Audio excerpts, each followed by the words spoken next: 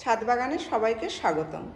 তো বন্ধুরা, আজকে আমি এরকম কিছু ইনডোর প্ল্যান্ট দেখাবো যে গাছগুলো করতে বিশেষ রোদ্দুরের প্রয়োজন হয় না, শুধু ভালো আলো বাতাস আসে এরকম জায়গায় রাখলেই এই গাছগুলো গ্রো করে।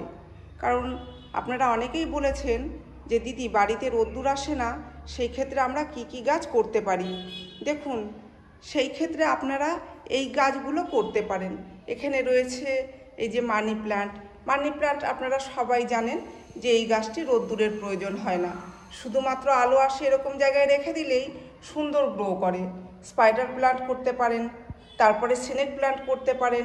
এখানে ছোট প্রজাতির স্নেক প্ল্যান্ট রয়েছে, তো ছোট কিংবা বড় যে কোনো প্রজাতির স্নেক প্ল্যান্ট কিন্তু আপনারা করতে পারেন। একটি বড় রয়েছে, এই দেখুন কর্নারে, তো ঘরেই থাকে আমার এই গাছ। আর এই গাছ স্নেক প্ল্যান্টের ক্ষেত্রে বলছি, এই গাছগুলো কিন্তু যদি সেরকমভাবে আলো বাতাস নাও আসে, যদি ঘরের লাইট জ্বালানো থাকে তাহলেও কিন্তু গ্রো করে। এখানে দেখুন অ্যারোহেড প্ল্যান্ট রয়েছে, তো এই অ্যারোহেড রাখতে পারেন। এখানে লাকি ব্যাম্বু রয়েছে, রাখতে পারেন। অ্যারেলিয়া রাখতে পারেন। তারপরে অ্যালোভেরাও ভালো ইনডোরে গ্রো করে, এই গাছ রাখতে পারেন। স্পাইডার প্ল্যান্ট রাখতে পারেন। তারপরে অ্যাগ্লোনিমা এই যে প্রজাতি, এই প্রজাতিটাও আপনারা রাখতে পারেন। এখানে আরও রয়েছে দুটো প্রজাতির, দেখুন এদিকে দুটো রয়েছে আর একটি লাল রয়েছে, তো এই লাল প্রজাতিটাও আপনারা রাখতে পারেন। আর এদিকে যে দেখা যাচ্ছে এই যে এই প্রজাতি দুটো, এগুলো খুব ভালো গ্রো করে, শুধুমাত্র আলোতেই গ্রো করে, রোদ্দুরের প্রয়োজন হয় না।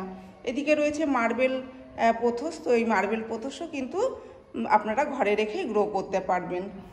আর এখানে রয়েছে পান্ডানাস, তো এই পান্ডানাস প্ল্যান্টকে কিন্তু আপনারা অনেকেই স্পাইডার প্ল্যান্ট বলে ভুল করেন, সেই কারণে আমি এখানে রেখেছি। এটা কিন্তু স্পাইডার প্ল্যান্ট নয়, এটা পান্ডানাস। তাই এই গাছটার কিন্তু রোদ্দুরের প্রয়োজন হয়।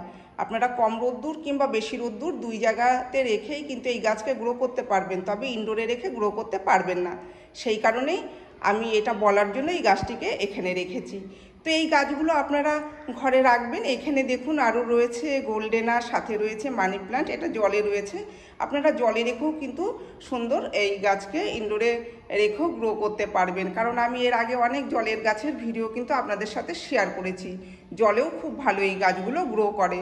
আপনারা চাইলে কাটিং কেটে কেটে জলে রেখেও কিন্তু আপনারা সুন্দরভাবে গ্রো করতে পারবেন। তো এই গাছগুলো রাখুন, রোদ্দুর ছাড়াই এই গাছগুলো হয়ে যায়।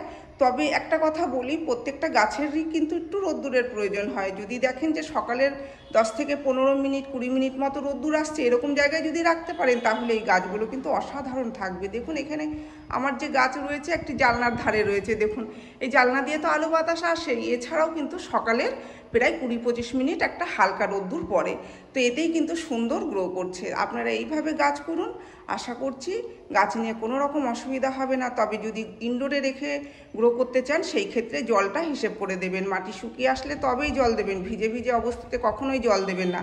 আর খাবারটাও হিসেব করে দিতে হবে, বছরে 1 থেকে 2 বার খাবার দিতে হবে, খুব হালকা পাতলাভাবে।